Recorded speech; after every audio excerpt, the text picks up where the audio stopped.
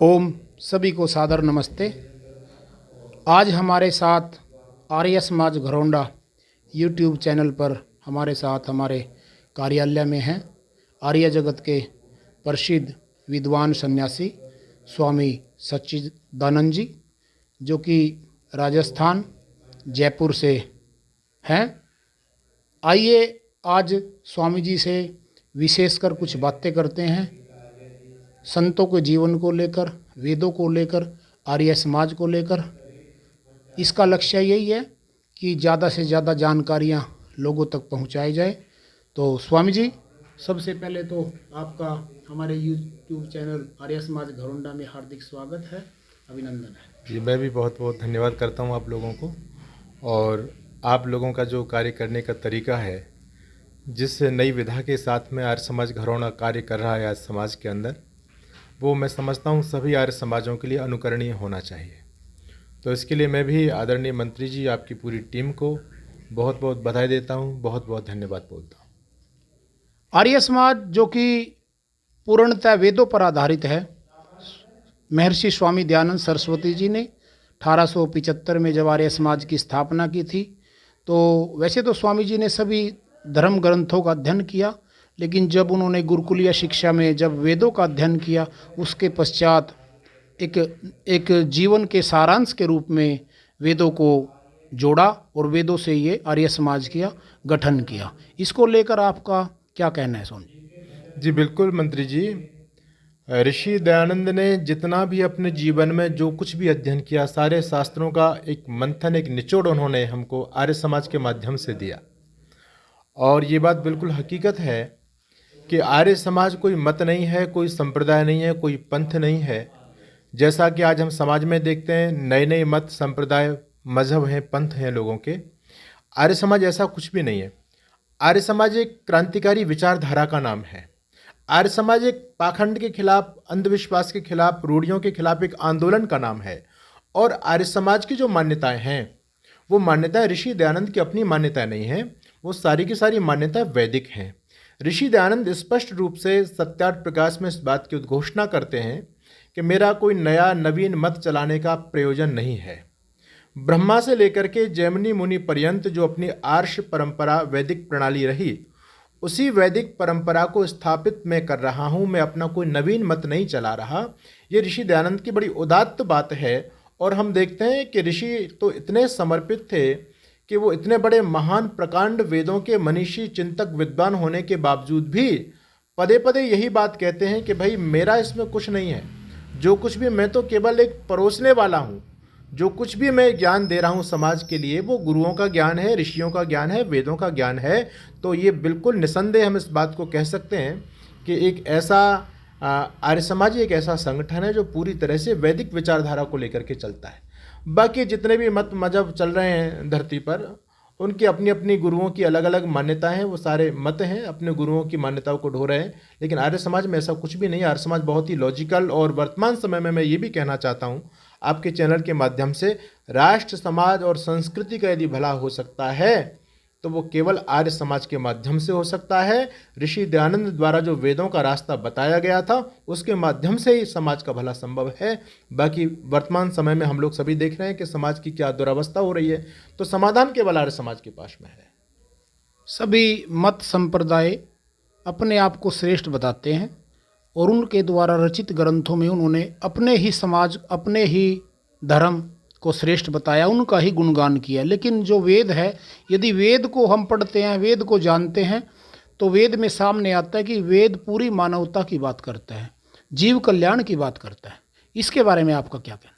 जी बिल्कुल, आपका प्रश्न बिल्कुल ठीक है, आप सही पूछ रहे हैं। आज वर्तमान समय में बड़ी भ्रांतियां हैं कि सभी लोग अपने मतों की प्रशंसा करते हैं, और उन मतों की प्रशंसा के लिए सभी लोगों ने अब अलग अलग ग्रंथ बनाए हुए हैं। लेकिन वेद जो है, जिसको आर्य समाज मानता है, आर्य समाज लेकर के चलता है, वेद किसी व्यक्ति के द्वारा निर्मित नहीं है। वेद हमारी संस्कृति, हमारे धर्म के आधार ग्रंथ हैं। और वेदों को हमारी संस्कृति में अपौरुषेय कहा गया। अपौरुषेय का मतलब होता है ये किसी व्यक्ति के द्वारा निर्मित नहीं है, किसी पुरुष के द्वारा बनाए हुए नहीं है। ये स्वयं साक्षात परमपिता परमात्मा के द्वारा दिया हुआ दिव्य ज्ञान है। तो जो वैदिक ज्ञान है यही बिल्कुल सत्य है। और हम वर्तमान समय में भी देखते हैं कि जितने भी मत मजहब संप्रदाय हैं वो सारे के सारे मत मजहब संप्रदाय एक दूसरे की काट करते हैं, सारे के सारे एक दूसरे के खंडन में लगे हुए हैं। वो सभी अपने अपने मजहब की प्रशंसा करते हैं, दूसरे की क्रिटिसाइज करते हैं, निंदा करते हैं। लेकिन जहाँ वेद की बात आती है तो वेद तो सार्वभौमिक है, सबके लिए है। उसमें कोई पक्षपात वाली बात नहीं है कि वेद केवल सनातनियों के हों, हिंदुओं के लिए हों, मुसलमानों के लिए नहीं है। वेद तो सर्वे भवन्तु सुखना की बात करता है कि हम सभी यत्र विश्वम भवत्येक नीडम। वेद तो कहता है समस्त संसार हमारा एक परिवार है और हमें सभी एक परिवार के सदस्य हैं। तो ये उदात्त भाव वेद का ही है। बाकी लोग, मुसलमान लोग ये कहते हैं कि अगर धरती पर मुसलमानों की विचारधारा बढ़ेगी तो सुख शांति कायम हो सकती है। क्रिश्चियन लोग भी यही कहते हैं, बौद्ध लोग भी, जैन लोग भी, जितने मत मजहब चल रहे हैं सभी की यही मान्यता है। लेकिन मैं देखता हूं कि आज धरती पर लगभग 140 देश क्रिश्चियन लोगों के स्थापित हो गए। धरती पर लगभग 57-56 देश मुसलमान लोगों के स्थापित हो गए। लेकिन क्या वहाँ शांति है? नहीं है। शांति यदि संभव है तो वो वेद के सिद्धांत को लेकर के ही हो सकती है, और वेद ही हमको रास्ता बताता है। वेद कोई भेदभाव की बात नहीं करता। वेद के लिए वेद के दरवाजे सबके लिए खुले हुए हैं, सबके कल्याण की कामना करता है। हमारी एक ऐसी संस्कृति है जो सर्वे भवन्तु सुखना की बात करती है। बाकी मुसलमान की वृद्धि चाहता है, भलाई चाहता है, क्रिश्चियन की चाहता है। लेकिन हमारे वेद सर्वे भवन्तु सुखना की बात करते हैं। ये हमारी संस्कृति की बहुत बड़ी विशेषता है। किसी भी देश का भविष्य का जो निर्माण होता है वो युवाओं के कंधों पर होता है। जिस देश का युवा स्वामी जी जिस ओर मुख करता है उसी ओर देश का भविष्य चलता है। और यदि युवा नशे जैसी बुराइयों में जकड़ा होगा तो उस देश का क्या होगा।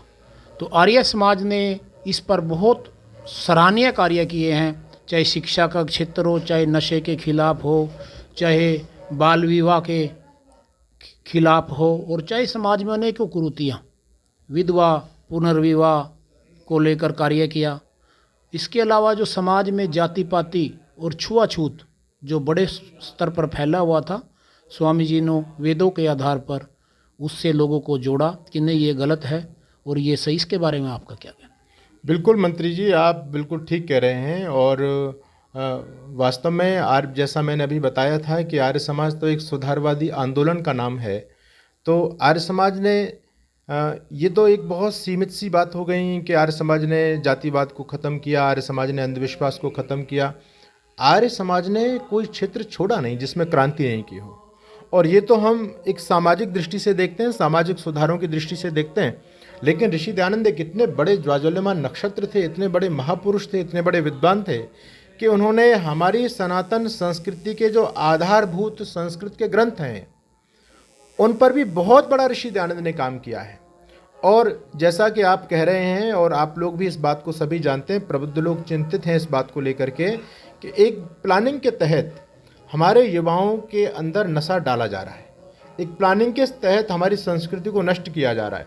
तो आर्य समाज ने पहले भी और आज भी आर्य समाज इसके खिलाफ बहुत बड़ी जंग कर रहा है, बहुत बड़े एक आंदोलन चला रहा है। हम भी जहाँ भी जाते हैं नशे की बात करते हैं। आप देखते हैं कि हरियाणा के अंदर जो नशेबंदी हुई, शराबबंदी हुई थी, उसमें सबसे महत्वपूर्ण भूमिका आर्य समाज की थी। और हरियाणा के अंदर नहीं, पूरे देश के अंदर। तो आर्य समाज तो विशुद्ध रूप से राष्ट्रवादी, धर्मनिष्ठ, संस्कृत प्रेमी लोगों के एक संगठन का नाम है। तो ये बहुत अच्छी बात है। और मैं तो यही कहना चाहूँगा आपके चैनल के माध्यम से, आपके चैनल को बहुत लोग देखते हैं, बहुत लोग लाइक करते हैं। तो मेरा यही संदेश है कि ज़्यादा से ज़्यादा युवाओं को आर्य विचारधारा से जोड़ा जाए।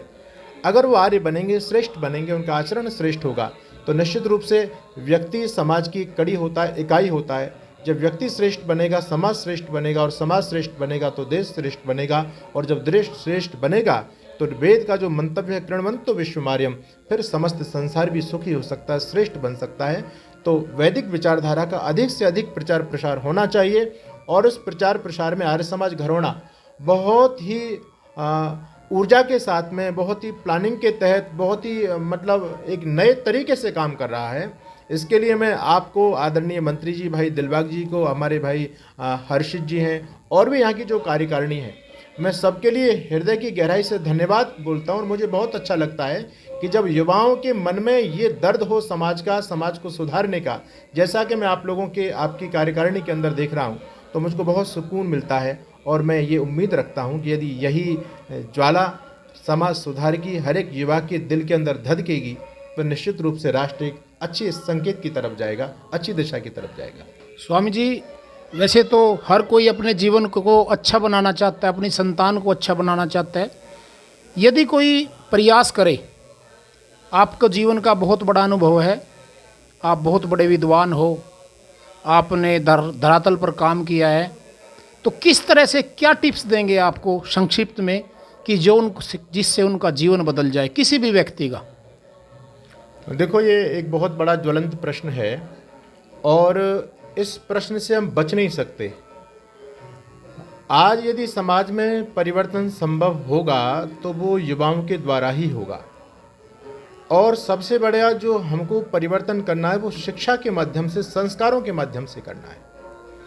अंग्रेज लोग जिन्होंने हमारी संस्कृति को नष्ट भ्रष्ट किया, उनकी यही प्लानिंग थी कि हम भारत देश की संस्कृति को, संस्कारों को और शिक्षा को यदि नष्ट कर दें, गुरुकुल प्रणाली को ख़त्म कर दें, तो फिर भारत अपने आप ख़त्म हो जाएगा। भारत की संस्कृति नहीं बचेगी तो भारत कैसे बचेगा?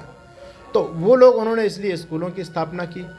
और हमारे देश में तो गुरुकुल शिक्षा प्रणाली होती थी, लेकिन आज हमारी सरकार को इधर ध्यान देना चाहिए कि हमारी सनातन वैदिक संस्कृति गुरुकुलों के माध्यम से बच सकती है। वर्तमान समय में सरकारों के ध्यान में ये चीज़ नहीं है, तो हम सभी जितने भी जागरूक लोग हैं इस विषय में ये काम करें कि वर्तमान समय में जो बच्चे हैं उनको आर्यवीर दल के कैंपों के माध्यम से, शिविरों के माध्यम से वहाँ उनको वैदिक संस्कृति की जानकारी दी जाए, उनको बताया जाए कि हमारी संस्कृति कितनी महान है।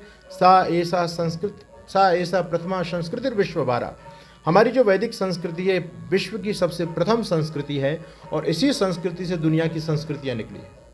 तो ये चीज़ें हम बच्चों के मस्तिष्क में डालें, बच्चों के बीच में हम जाएं, अपने कैंप लगाएं आर्यवीर दल के वहाँ, क्योंकि वैदिक जो नॉलेज है वो केवल और केवल आर्य समाज के पास में है। ये बात बिल्कुल सत्य है। मैं देखता हूँ कि हजारों समय के इतिहास में ऋषि दयानंद जैसा मुझे कोई महापुरुष दृष्टिगोचर नहीं होता। मैं मानता हूँ कि भारत ऋषियों की भूमि है, बहुत बड़े बड़े ऋषि हुए, लेकिन महाभारत काल के बाद में जो काम ऋषि दयानंद ने किया वो काम, वैसे सभी महापुरुष हमारे लिए प्रणम्य हैं, स्तुत्य हैं, वंदनीय हैं, वो काम ऋषि दयानंद के अलावा बहुत कम नज़र आता है कोई व्यक्ति कर पाया हो। तो हम लोगों को आर्यवीर दल के माध्यम से अपने वैदिक सिद्धांतों के, आप जैसे कार्य कर रहे हैं, युवाओं के बीच में कार्य कर रहे हैं, आर्य समाज के सत्संगों के द्वारा कार्य कर रहे हैं, वैदिक चेतना यात्राओं के द्वारा कार्य कर रहे हैं, प्रभात फेरी के द्वारा कार्य कर रहे हैं, ये सारे के सारे कार्य कोई सामान्य कार्य नहीं, बहुत महत्वपूर्ण कार्य हैं। इससे समाज में जागरूकता पैदा होगी। और जैसा मैं देख रहा हूँ कि आप बच्चों को आपने संगठित किया, आर्यवीर दल का गठन किया है, या नए नए बच्चे आ रहे हैं, ये जो बच्चे तैयार होंगे कि वास्तव में एक राष्ट्रभक्त, चरित्रवान, देशभक्त नौजवान तैयार होंगे।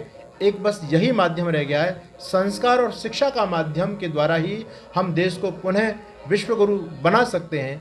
अंग्रेज लोगों ने भी हमारे संस्कार और शिक्षा को ख़त्म किया था, इसलिए हम नष्ट भ्रष्ट हो गए, हमारी संस्कृति खत्म हो गई।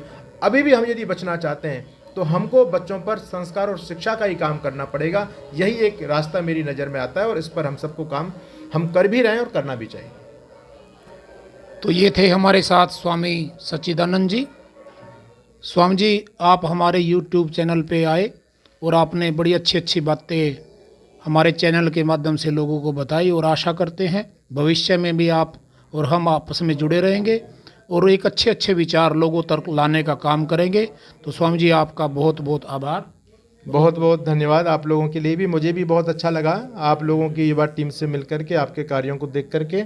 और पुनः मैं कहना चाहता हूं कि हमारी जितने भी समाज हैं भारत देश में, भारत देश से इतर, तो जो सक्रियता मैंने आर्य समाज घरौंडा के अंदर देखी, जो ऊर्जा मैंने यहाँ के नौजवानों में देखी, यहाँ के पदाधिकारियों में जो तड़प देखी, वो तड़प हर एक के अंदर होनी चाहिए। तो निश्चित रूप से हम वैदिक विचारधारा को बहुत आगे तक ले जा सकते हैं। तो इसके लिए मैं आर्य समाज घरौंडा के समस्त पदाधिकारियों को भी धन्यवाद करता हूं और आपके YouTube चैनल के लिए बहुत बहुत शुभकामनाएं मेरी। आपके YouTube चैनल कोई सामान्य चैनल नहीं है, बहुत आगे तक जाए और इस चैनल के माध्यम से हमारी सनातन संस्कृति की रक्षा का बहुत बड़ा कार्य हो। तो मैं आपके लिए भी बहुत बहुत धन्यवाद बोलता हूँ। तो ये थे हमारे साथ स्वामी सच्चिदानंद जी, आर्य समाज के बहुत बड़े विद्वान संत। और मेरा आप सभी से निवेदन कि हमारे घरोंडा आर्य समाज यूट्यूब चैनल को सब्सक्राइब अवश्य करें और इसको शेयर अवश्य करें। धन्यवाद। ओम।